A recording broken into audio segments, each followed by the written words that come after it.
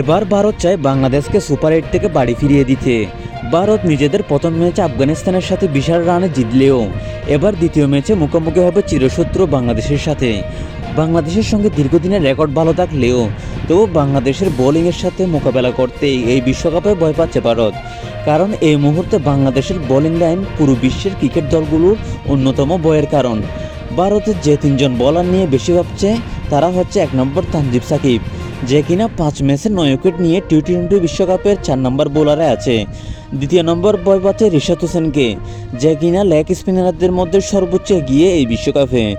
বেশি ভয় পাচ্ছে মুস্তাফিজুর রহমানকে, যে কিনা আইপিএল কাঁপিয়ে এসে টি-20 বিশ্বকাপ কাঁপাচ্ছে এবার। এই মুস্তাফিজুর রহমানের ইকোনমি ভয়ঙ্কর।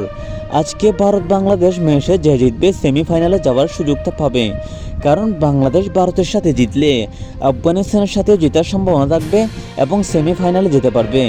অপরদিকে ভারত যদি আজকে কোনো কারণে হারে বাংলাদেশের সাথে, তাহলে পরবর্তী ম্যাচ অস্ট্রেলিয়ার সাথে হারার সম্ভাবনা বেশি থাকবে।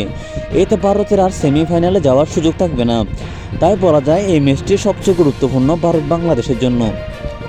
ভারতের সঙ্গে মোকাবেলার সবচেয়ে যে তিনজন ব্যাটসম্যানকে রুখতে হবে বাংলাদেশের, সেই তিনজন হলো ঋষভ পান্ডে, সূর্যকুমার যাদব, হার্দিক পান্ডিয়া।